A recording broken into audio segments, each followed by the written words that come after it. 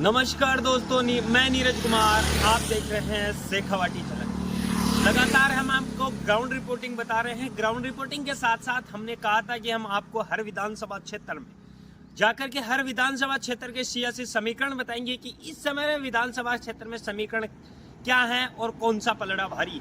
इस समय आज हम बात करेंगे झुंझुनू जिले की उदयपुरवाटी विधानसभा क्षेत्र की। उदयपुरवाटी विधानसभा क्षेत्र पिछले 6 महीने से पूरे राजस्थान में चर्चा का विषय बना हुआ है, और यूं कहूं तो पूरे राजस्थान में क्या कि पूरे भारत में ही चर्चा का विषय बना हुआ, क्योंकि राजस्थान में कांग्रेस की सरकार है।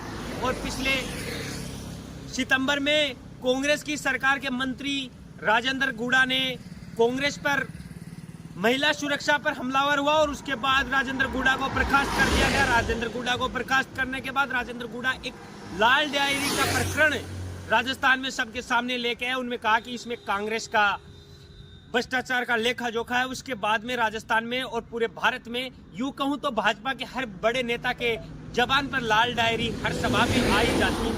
इसलिए राजस्थान के हर नेता के मुंह पर लाल डायरी है, और राजस्थान में उदयपुरवाटी चर्चा का विषय।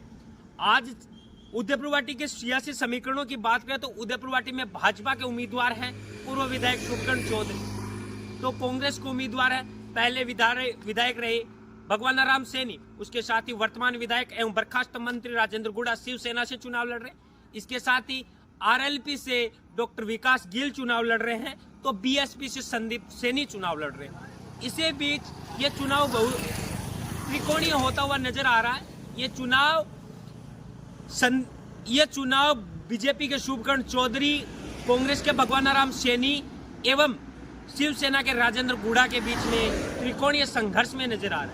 लेकिन उदयपुरवाटी के भौगोलिक एवं जातीय समीकरणों की बात करें तो उदयपुरवाटी में सबसे ज्यादा 26% जाट मतदाता है। इसके साथ ही 24% माली मतदाता है, 13% एससी मतदाता है, तो 1.9% एसटी मतदाता है, तो 5% मुस्लिम मतदाता है, तो 7% राजपूत मतदाता है, 6% ब्राह्मण बनिया एवं 9% गुज्जर मतदाता है। इस तरीके की जातीय समीकरण की बात करें तो उदयपुरवाटी का सबसे बड़ा जाट वोट बैंक जाट समुदाय है, उसका और तो जाट समुदाय से भाजपा ने अपने पूर्व विधायक पर विश्वास किया। तो इसके साथ ही दूसरा उदयपुरवाटी का सबसे बड़ा वोट बैंक 24% के साथ माली समुदाय है, तो माली समुदाय का प्रत्याशी कांग्रेस ने भगवान राम सैनी पर विश्वास किया। लेकिन इसके बाद जो वोट बैंक बचता है, जो छोटे छोटे समुदाय हैं, गुज्जर है, ब्राह्मण बनिया है, एससी है, एसटी है, मुस्लिम है, ये सारे समुदाय जो एक बड़ा वोट बैंक अलग से बचता है, वो एकजुट नजर आ रहा है, वो राजेंद्र गुड़ा की तरफ एकजुट नजर आ रहा है। इसके साथ ही हम बात करें कि पिछले 6 महीने से जब से राजेंद्र गुड़ा को बर्खास्त किया गया है, उसके बाद राजेंद्र गुड़ा माली समाज पर, या यूं कहूं तो राजस्थान के मुखिया अशोक गहलोत पर मुखर नजर आ रहे हैं।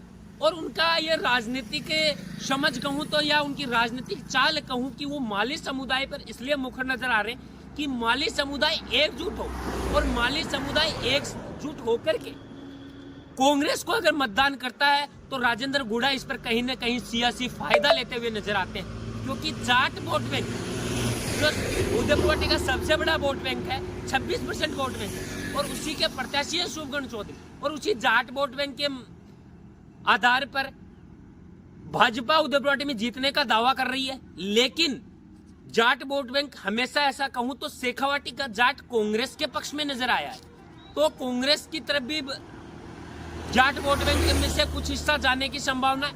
इसके साथ ही पहले कांग्रेस के विधायक रहे, सांसद रहे शिवनाथ गिल के परिवार से डॉक्टर विकास गिल आरएलपी से चुनाव लड़ रहे हैं, तो जाट समुदाय का कुछ वोट बैंक विकास गिल की तरफ जाने की संभावना है, और कुछ व्यक्तिगत वोट जो राजेंद्र गुड़ा की तरफ जाने की संभावना है। इसलिए जाट वोट बैंक में कहीं ना कहीं बिखराव है, और राजेंद्र गुड़ा लगातार प्रयास कर रहे हैं कि जाट वोट बैंक में बिखराव हो और माली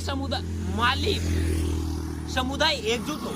कल उदयपुरवाटी में जैसे ही अशोक गहलोत की सभा हुई, उसके बाद कहीं ना कहीं माली समुदाय में एकजुटता में और ज्यादा संभावनाएं बनी है कि माली समुदाय और एकजुट होगा। और अगर माली समुदाय एकजुट होता है और अगर जाट समुदाय की ये बिखराव भाजपा नहीं रोक पाती है, भाजपा के प्रत्याशी नहीं रोक पाते हैं, तो कहीं ना कहीं भाजपा को नुकसान हो सकता है। इस समय की बात करें तो कहीं ना कहीं राजेंद्र हुड्डा का पलड़ा नजदीक एवं मजबूत नजर आ रहा है।